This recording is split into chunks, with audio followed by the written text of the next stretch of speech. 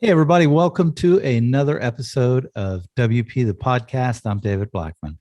And I'm Tim Streifler. Today, in episode 711, we're going to talk about who you should hire first when growing and building a web design business. This is pretty important, but it's not a super easy answer. As Tim and I were kind of discussing through who we felt like might be the best person to hire first, we had different answers. So I guess ultimately it depends is the answer. And Tim, I'm gonna let you start off today, and I'll jump in and cover some of my thoughts. Yeah. So one thing that seems to be pretty consistent is whenever we hear from some of our students in our Divi business course that have added someone to their team or whatever, the common response is, oh my gosh, I wish I would have done this sooner.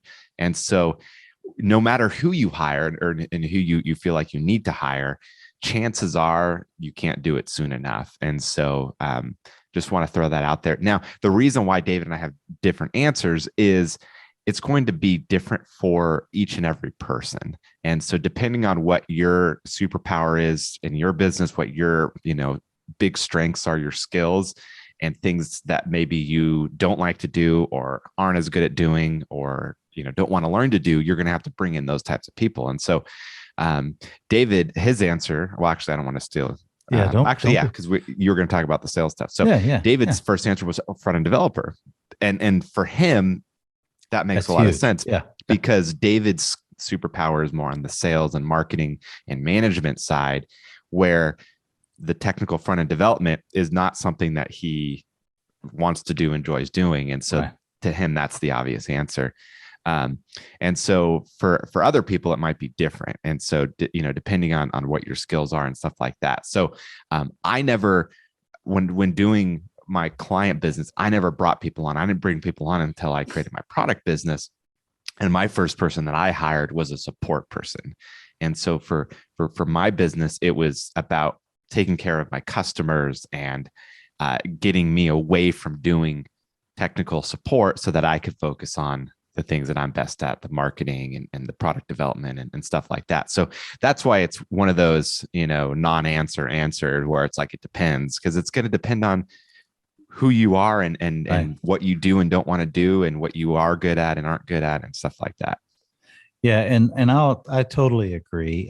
It just depends on what your skill level is. And like Tim said, I'm a technical person. I understand it really well, but I am not, going to be able to pull off some of the things that I want to create and I know that are important in a website because I'm not a front-end developer. I'm not a back-end developer.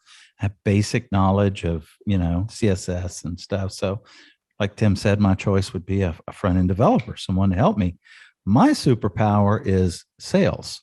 Always has been. It's not been a hard thing for me. It's been super easy to get clients.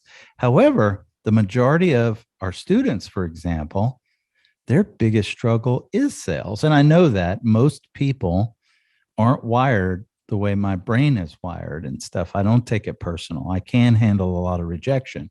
So getting business and keeping the lights on is super important. And if you're not capable of going out, cold calling, closing sales, a salesperson might be the first person that you're going to hire in your company and stuff. So, and don't be afraid to do that. I mean, one of the good things about if that's the route you go and you are technically inclined and you can build the websites and stuff with the sales, a lot of great salespeople, the truly great ones, prefer to work on commission because they understand the value of what they bring to the table and they know they can make more money.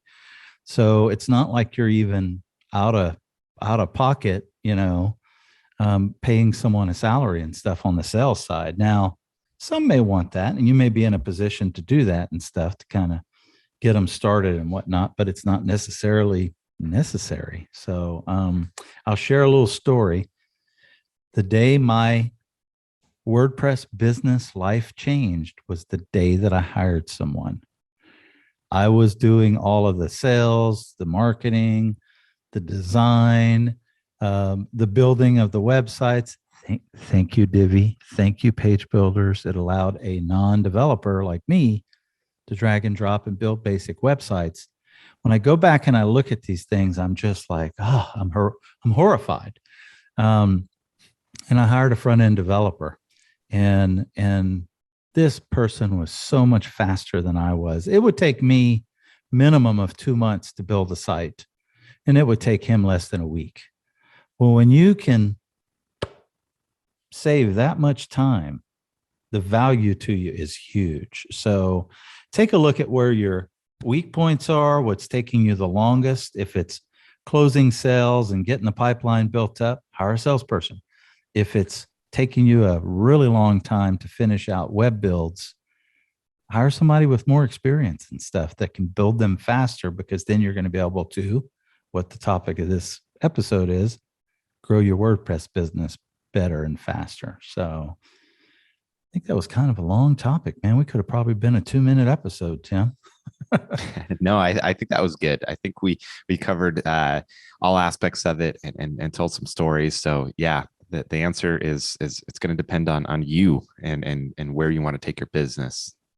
I want to say this: if you stayed all the way to the end of this episode and you're listening to us on Apple Podcasts or Spotify or Stitcher or wherever you're listening to, Tim and I have started recording the live behind the scene versions of these episodes.